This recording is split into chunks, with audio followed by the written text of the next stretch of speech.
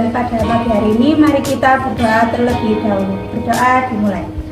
Bismillahirrahmanirrahim. Baik, sebelum pembelajaran dimulai, Ibu akan melakukan absensi dulu ya. Jadi Nuraini, Faizah, Masuk. Ibu, Salma. Pada minggu kemarin kita sudah belajar mengenai cerita pendek. Jadi apakah ada yang masih ingat apa itu cerita pendek? Lupa. Sedikit ingat. Ya, jelaskan Mbak Ai.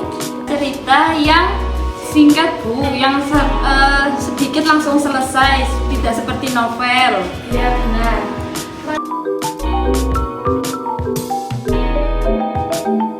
Saya tampilkan di layar di sini.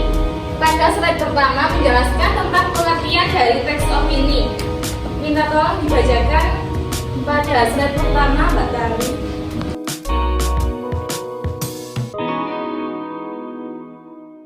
Teks opini adalah teks yang mengemukakan pendapat, pandangan, atau sikap penulis terhadap suatu masalah atau peristiwa.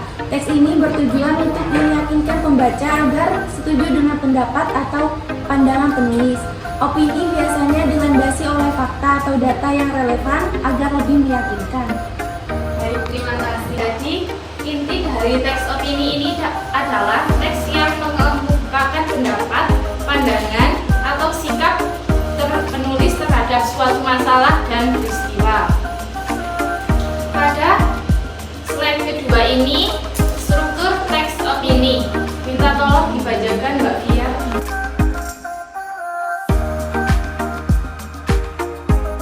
Yang pertama yaitu ada pernyataan pendapat, yaitu bagian ini berisi pendapat atau pandangan penulis tentang isu yang dibahas.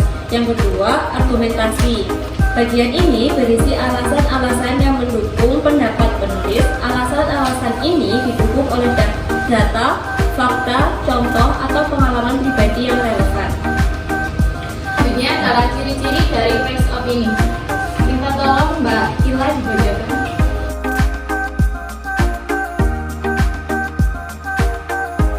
Teks opini ada 4. Yang pertama subjektif. Teks opini bersifat subjektif karena berisi pendapat pribadi penulis. Yang kedua argumentatif. Teks opini berisi argumen-argumen yang mendukung pendapat penulis. Yang ketiga mengajak atau mempengaruhi. Teks opini bertujuan untuk mengajak atau mempengaruhi pembaca agar setuju dengan pendapat penulis.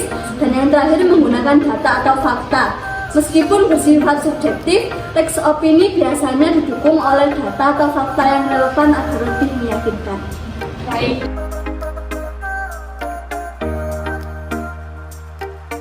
Ya, teman-teman. Pernyataan pendapat, yang kedua argumentasi, dan yang ketiga adalah penegasan ulang. Jadi, pada bagian mana argumentasi?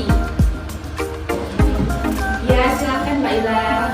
Argumentasi itu berada di kalimat yang saya berpendapat bahwa integrasi teknologi dalam proses belajar mengajar dapat meningkatkan kualitas pendidikan.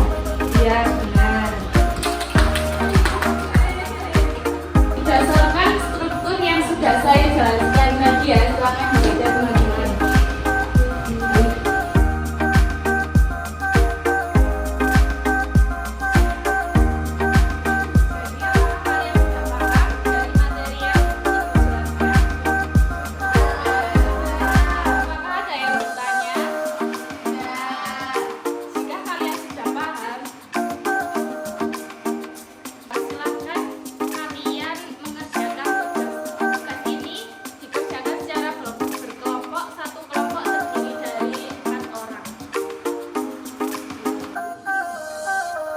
Menemukan kelompok?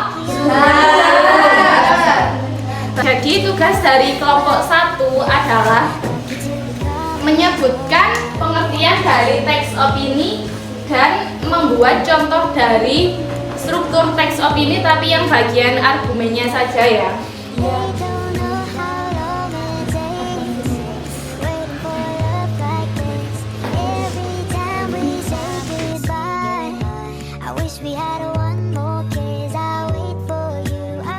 kedua, tugasnya adalah menyebutkan 3 struktur dari teks opini dan membuat contoh kalimatnya.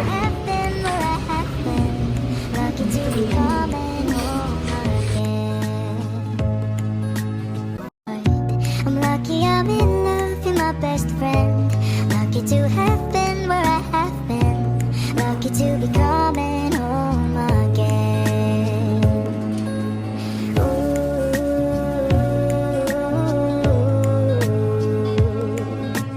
They don't know. Apakah kalian sudah selesai mengerjakan tugas yang Ibu berikan? Diskusi kelompok 1 itu menurut kami teks opini adalah tulisan yang mengungkapkan pandangan atau pendapat penulis tentang suatu isu atau topik tertentu. Nah, contohnya yaitu menurut saya penggunaan plastik sekali pakai harus dihentikan karena merusak lingkungan. Baik, benar. Apakah ada pendapat dari kelompok lain? Tidak ada ya. Cukup, Bu. Jadi semua kelompok sudah mempresentasikan hasil laporannya dengan baik dan benar ya.